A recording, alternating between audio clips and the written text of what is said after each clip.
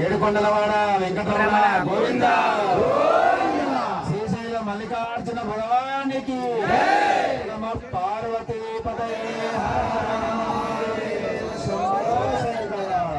శివ శివ మహాదేవ శంభో శంకర. ఈరోజు మన ఆశ్రమంలో మరి దాదాపుగా మేము 15 సంవత్సరాలుగా ఈ యొక్క ఆశ్రమాన్ని ప్రారంభించి 15 సంవత్సరాలు అవుతుంది.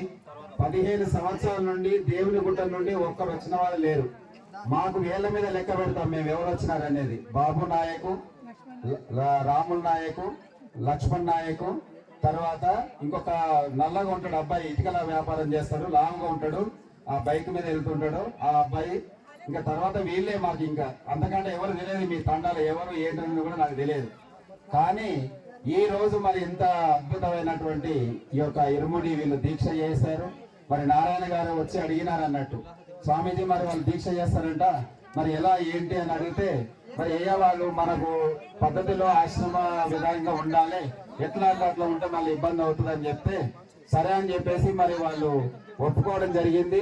తారా సింగ్ గారు గురువు గారు మరి ఆ విధంగా మరి ఒప్పుకోవడం చేత మనం సరిగా మనం దగ్గర ఉంటారు. మన పంచాయతీ మన అవకాశం ఇవ్వాలి వాళ్ళకి. ఒకసారి చూద్దాము వాళ్ళు మంచా చెడ ఏందని మనకు తెలుస్తుంది.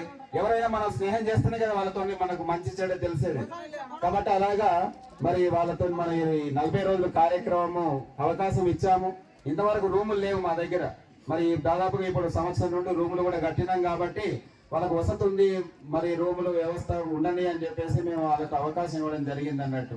మరి ఈ కార్యక్రమం కూడా చక్కగా చేసుకుంటున్నారు.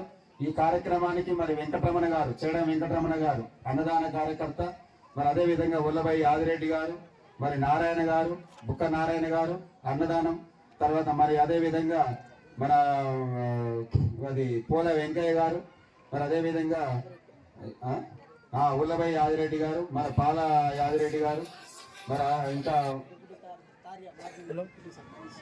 సర్పంచ్ గారు, మరి అదే విధంగా మనకు మన ఆశ్రమం తరఫున మేము ఈ రోజు అన్నదానం చేస్తున్నాం అన్నట్టు.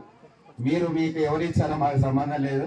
కానీ మా ఆశ్రమం తరఫున 20,000 కానీ 30,000 కానీ 40,000 కానీ ఏమన్నా కానీ 35,000 అయితే అయినాయి ఇప్పటి వరకు.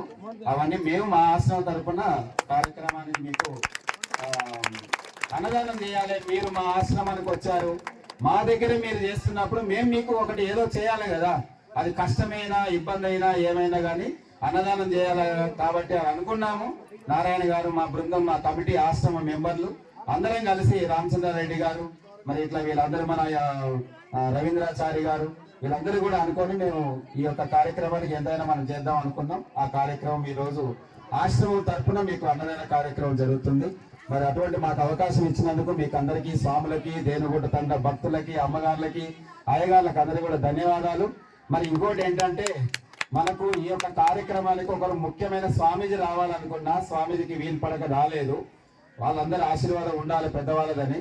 ఇప్పుడు మనకేంటంటే ఒక మంత్రి లాగా, ఒక పెద్ద కొండలాగా అన్నట్టు మనకు మన స్వామి గారు చూస్తే చాలా ఆంజనేయ స్వామి లాగా ఉంటారు.